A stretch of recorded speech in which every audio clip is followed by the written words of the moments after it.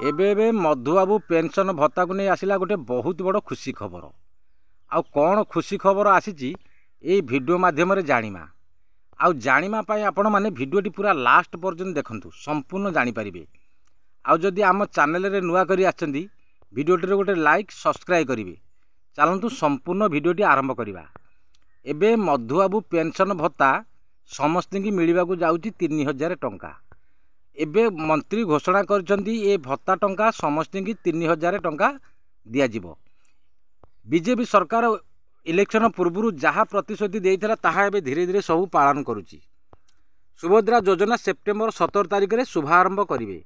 एबे सुभद्रा योजनार फॉर्म अंगनवाड़ी केन्द्र में मिलूची, ब्लॉक रे मिलूची, जनसेवा केन्द्र में मिलूची, सबुठी सरकार घोषणा करछंती आ फॉर्म आनिकी सुभद्रा योजना अप्लाई करिवा पाई। एबे सेप्टेम्बर 17 तारिख में सुभद्रा योजना शुभारंभ करिवे सरकार। मोदी सरकार आमर प्रधानमंत्री आसिबे तांको जन्मदिन रे शुभारंभ करिवे सुभद्रा योजना। प्रति महिला को 50,000 टंका देबे बोली बहुत बड़ घोषणा करछंती। आउ ई पेंशन भत्ता जो 3000 टंका खूब शीघ्र लागू करिवे बोली सरकार मध्य घोषणा करछंती।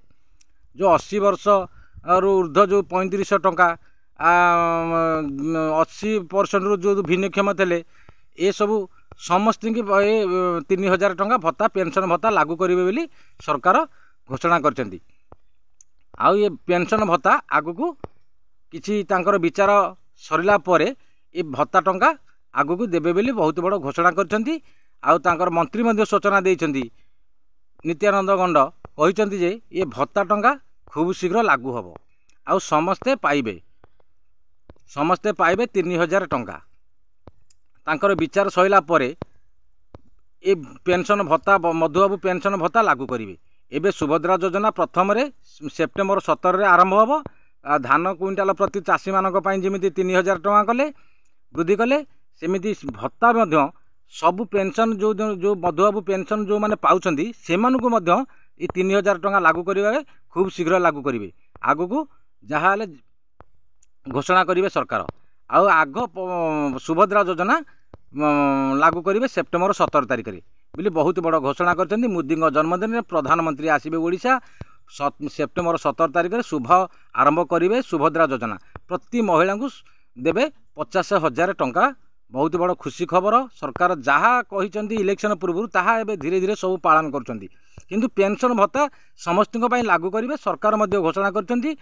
आउ तांकर जहाँ विचार रे फाइनल करिवे विचार सइला परे ए पेंशन भत्ता 3000 देबे कि 3500 टंका देबे ताहा विचार करिकी ए पेंशन भत्ता सब लागू करिवे बोली सरकार बहुत बड़ घोषणा करछंती।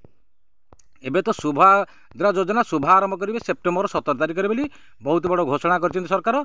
किंतु प्रधानमंत्री आसिबे ओडिशा आसिला परे सेप्टेम्बर 17 तारिख रे शुभारंभ करिवे सरकार। आउ ये पेंशन भत्ता मध्य लागू करिवे या परे परे घोषणा करिवे सरकार। पेंशन भत्ता मधुबाबू पेंशन भत्ता 3000 देबे कि 3500 देबे ताहा एपर्यंत कौन सी फाइनल होनी। जहाँ तांकर विचार सइला परे फाइनल करेंगे 3000 टंका देबे कि 3500 टंका देबे। किंतु समस्त की मिल पार 3000 टंका कि 3500 टंका।